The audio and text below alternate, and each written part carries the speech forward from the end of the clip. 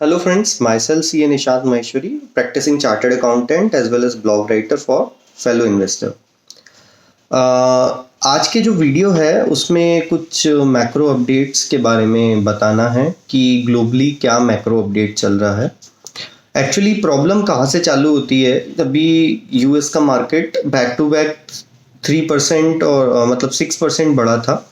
तो ये एंटिसिपेशन थी कि जो फेड मनी प्रिंटिंग करेगा, मतलब जो लिक्विडिटी प्रोवाइड करेगा, बॉन्ड्स को जो बाय करेगा वो चालू होने वाला है या वो आ जाएगा। तो जिसके एंटिसिपेशन में जो रिजर्व बैंक ऑफ ऑस्ट्रेलिया था उसने एक्सपेक्टेड रेट जो 0.5% था उसकी बजाय उन्होंने 0.25% से इंटरेस्ट रेट हाइक करा था। इस एंटिसिपेशन में ग्लोबल मार्केट में एक जबरदस्त जैसे कहते हैं ना उत्साह बढ़ गया कि फेड जो है अपना मैजिक बॉक्स यानी कि पैसों का पिटारा खोलने वाला है। लेकिन अभी रिसेंटली एक डेटा आया जिसमें यूएस में जो जॉब्स क्रिएशन थे वो बेटर देन एंटिसिपेशन, मतलब कि जितना हमने एंटिसिपेट करा था, जो मार्केट ने एंटिसिपेट करा था वो 2,50,000 एंटिसिपेट करा था, लेकिन उसकी बजाय 2,65,000 जॉब्स जो हैं वो ऐड हुए। अब इसका क्या इंटरप्रिटेशन निकलता है? इसका इंटरप्रिटेशन ये निकलता है कि इकोनॉमी जो है फेड के अकॉर्डिंग सब बढ़िया कर रही है, तो फेड के पास अभी भी रूम है कि इन्फ्लेशन को वो फाइट करेगा तो उसके लिए उसे इंटरेस्ट रेट बढ़ाना पड़ेगा, और इंटरेस्ट रेट बढ़ाएगा और बैलेंस शीट श्रिंक करेगा तो मार्केट के अंदर लिक्विडिटी नहीं होगी, और लिक्विडिटी नहीं होगी तो मार्केट जो है वो बढ़ नहीं सकता। तो इस चक्कर में आपने देखा होगा कि जो बॉन्ड यील्ड्स हैं उनमें फिर से अचानक स्पाइक हुआ। स्पाइक होने से जो है प्रॉब्लम आई, तो जो बॉन्ड का मार्केट है ग्लोबली वहाँ भी जो है सेल ऑफ हुआ। अब इसमें एक और डेटा आता है कि जो एक परमानेंट आगे की फ्यूचर प्रॉब्लम दिखाता है। उसमें एक डेटा ये है कि जो यूएस का इन्वेंट्री लेवल है वो आज की डेट में $913 बिलियन के आसपास हो चुका है, and that is again a constant rise, मतलब जैसे कहते हैं ना 25th month rise in the inventory level. तो एक तरफ चाइना का inventory all of a sudden बढ़ गया, वो $1 ट्रिलियन के पास बैठ गया। वहीं यूएस का भी जो है 914 बिलियन के आसपास है, मतलब नियर टू $1 ट्रिलियन। अब अगर दोनों इकोनॉमी का साइज देखें तो $2 ट्रिलियन के आसपास आज इनकी इन्वेंट्री लेवल बैठ गया है। उसके बाद फिर एक डेटा आता है जो लिक्विडिटी को दर्शाता है कि लिक्विडिटी सिस्टम के अंदर वास्तव में ही नहीं है। वो आता है यूएस में जो कंज्यूमर क्रेडिट डेटा। यूएस का जो कंज्यूमर क्रेडिट डेटा है वो रफली $32.3 बिलियन के आसपास बढ़ा है।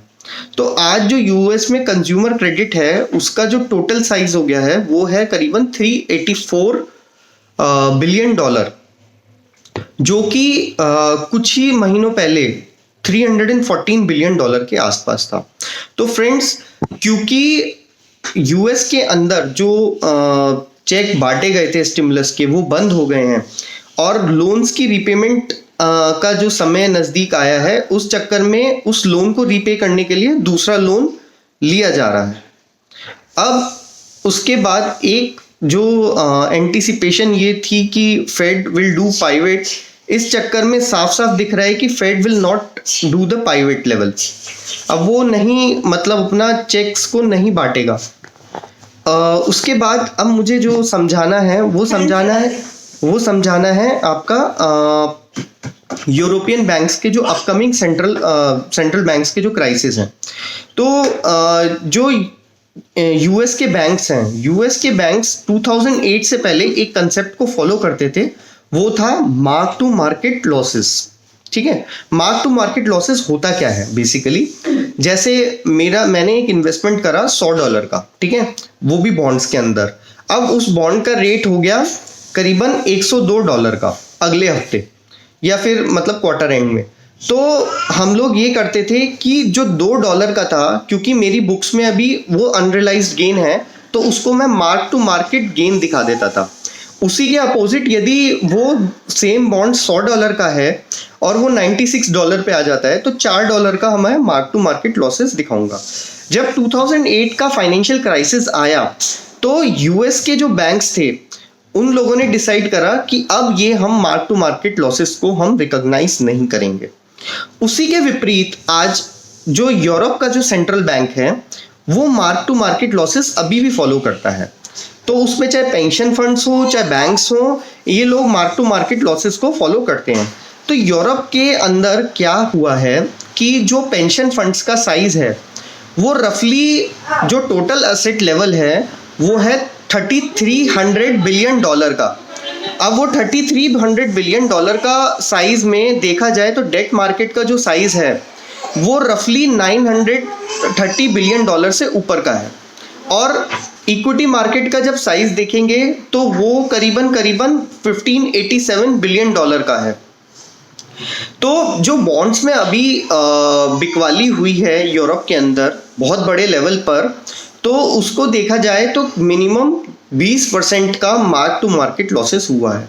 तो ये डेटा यदि देखा जाए तो $930 बिलियन का अगर इसका साइज है, तो इसमें अगर 20% का साइज देखें रफली 1090 मतलब 91 188 यानी कि $200 बिलियन का इनको मार्क टू मार्केट लॉसेस हुआ है। तो उससे पेंशन फंड्स की हालत तो खराब है ही। अभी बैंक्स जो अगले क्वार्टर में रिजल्ट्स पेश करेंगे उनका मार्क टू मार्केट लॉसेस बहुत बड़े लेवल पे होगा। उसमें क्रेडिट स्विस, डच बैंक, ये प्रोबेबल ऐसे बैंक्स हैं जिनका चाइना के अंदर, एशियन मार्केट्स में या फिर यूएस मार्केट में या ग्लोबली इनका इन्वेस्टमेंट बहुत बड़ा साइज का है। तो जिधर करेंसी के क्राइसिस भी आया, दूसरा यील्ड्स जो स्पाइक हुए, तो इनको 30 से 40% से बॉन्ड्स में लॉस दिखेगा आने वाले टाइम में। तो फ्रेंड्स, इस चक्कर में जो है एक फाइनेंशियल क्राइसिस जो डेट का दिख रहा है वो यूरोप में बहुत बड़ा दिख रहा है, और डॉलर इंडेक्स ऑलरेडी जो है बहुत बड़े लेवल पे उसने रिवर्सल करा है। मेरा एक्सपेक्टेशन 108 का था, लेकिन वो 110 से सीधा अब वापस 112 लेवल पे हो गया है। तो दिस मीन्स कि अगर आपकी सीपीआई डेटा, जो कि मैं मानता हूँ 8% के आसपास आना चाहिए, वो आएगा, तो ग्लोबली ये जो डॉलर इंडेक्स है वो करीबन आपको 120 से 130 के लेवल पे बहुत आराम से दिखेगा। और जो करेंसीज हैं उसमें और फर्दर आप कैपिटलेशन फेज देखेंगे, जिसमें इंडियन रुपी जो 82.5 के आसपास है वो आपको बहुत जल्दी 85 क्रॉस करता हुआ दिखेगा।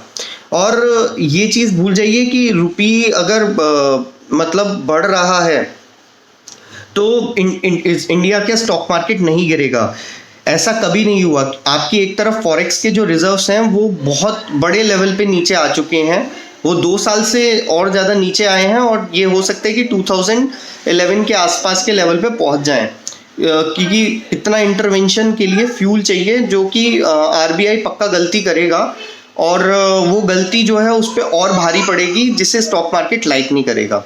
तो आने वाले टाइम में इंडिया के जो स्टॉक मार्केट है उसमें आप ज़बरदस्त पिटाई देखेंगे, और उसका लेग इफेक्ट भी ये होगा कि जो वर्ल्ड का इंडेक्स यदि स्टेबलाइज होता है तो इंडिया का स्टॉक मार्केट गिरेगा ही गिरेगा।